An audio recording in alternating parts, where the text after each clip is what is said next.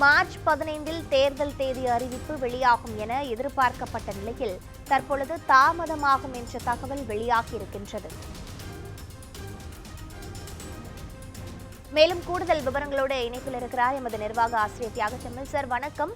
March 15ஆம் தேதி தேர்தல் தேதியானது அறிவிக்கப்படும் என்று எதிர்பார்க்கப்பட்டிருந்த சூழலில் தற்பொழுது தேர்தல் ஆணையர்கள் நியமனம் உள்ளிட்ட காரணங்களால் தள்ளி போகும் என்ற தகவலும் வெளியாகி இருக்கின்றது. நிலவரங்கள் என்னவாக இருக்கின்றன, பதிவு பண்ணுங்க. அது தேர்தல் ஆணையத்தை பொறுத்தவரை தலைமை தேர்தல் ஆணையர், அவருக்கு அடுத்தபடியாக 2 தேர்தல் ஆணையர்கள் இருப்பார்கள். அந்த டாப் கவர்னிங் பாடிக்கு பிறகுதான் மற்ற கண்காணிப்பாளர்கள், கூடுதல் ஆணையர் நியமனம் உள்ளிட்ட விஷயங்கள் நடக்கும். ஆனால் இதுவரை வரலாற்றில் இல்லாத ஒரு வகையில் தேர்தல் தேதி அறிவிக்கப்படக்கூடிய ஒரு சூழ்நிலையில் 2 தேர்தல் ஆணையர் பதவிகளும் காலியாக இருப்பது இந்த முறைதான் நிகழ்ந்திருக்கிறது. சமீபத்தில் தேர்தல் ஆணையர்கள் நியமனத்தில் மத்திய அரசு கொண்டு வந்த மாற்றத்தின் அடிப்படையில் பிரதமர், எதிர்க்கட்சி தலைவர் உள்ளிட்டவர் அடங்கிய ஒரு குழு ஒன்று இந்த தேர்தல் ஆணையர்களை நியமிக்க வேண்டும்.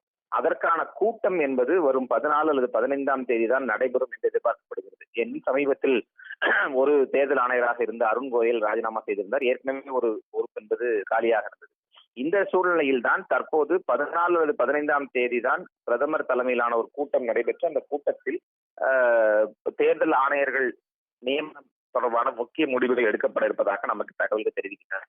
அப்படி புதிய தேர்தல் ஆணையர்கள் பொறுப்பேற்றால் குறைந்தபட்சம் ஒரு வார காலமாக, அதாவது ஏற்கனவே தேர்தல் ஆணையராக இருந்த அருண் கோயல் தலைமையிலான குழுவினர் கிட்டத்தட்ட பணிகளை முடித்து வைத்து பல்வேறு மாநிலங்கள், காஷ்மீர் மற்றும் ஓரிரு மாநிலங்களை தவிர எல்லா மாநிலங்களிலும் ஆலோசனை கூட்டங்கள் நடத்தி முடித்துள்ள சூழ்நிலையில் மற்ற பணிகள் தயாராக இருக்கக்கூடிய நிலையில 15ஆம் தேதி முடிவு செய்யப்பட்டு ஓரிரு நாட்களில் புதிய தேர்தல் ஆணையர்கள் நியமிக்கப்பட்டால் அதிலிருந்து ஒரு வாரத்துக்கு பிறகுதான் தேர்தல் தேதி அறிவிப்புக்கான சூழல் என்பது உருவாகும்.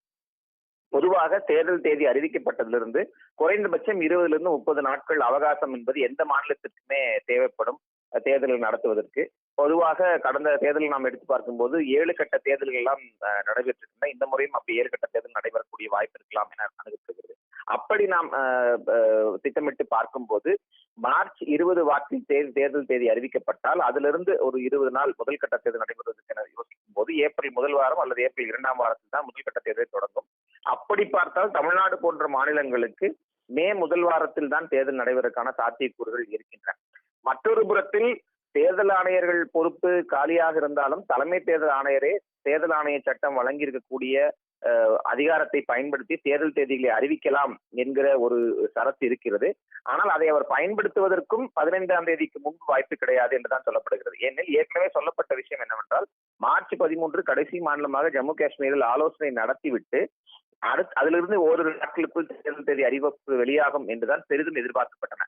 ஆனால் தற்போது இந்த சூழல் மாறி இருக்கிறது. 15ஆம் தேதி தான் அந்த தேர்தல் ஆணையர் நியமனத்திற்கான கூட்டமே நடைபெறுகிறது. அதற்கு முன்பு தேர்தல் தேதி அறிவிப்பதற்கான வாய்ப்பில் அப்படி அறிவிச்சுட்டா கோட் ஆஃப் கான்டாக்ட் வரும் பட்சத்தில் பிரதமரால் அந்த கூட்டத்தை நடத்த முடியாது. அப்படி எப்படி பார்க்க போறோமானாலும் இந்த வார இறுதிக்குள் தேர்தல் தேதி அறிவிப்பு முன்பு வெளியாவதாக இருந்த அந்த தேர்தல் தேதி அறிவிப்பு என்பது வெளியாவதற்கான சாத்தியக்கூறுகள் இல்லை. அடுத்த வாரத்துக்கு தான் அந்த வாய்ப்புகள் என்பது இருக்கின்றன. அப்படி அறிவிக்கும் பட்சத்தில் ஏப்ரல் முதல் வாரத்தில் தான் முதல் கட்ட தேர்தல் நடைபெறும். தமிழகத்திற்கு தேர்தல் நடைபெறுவதற்கு கட்டாயம் மே மாதம் இதற்கான வாய்ப்புகள் இருப்பதாகவே நமக்கு தகவல்கள் தெரிவிக்கின்றன. சீதா,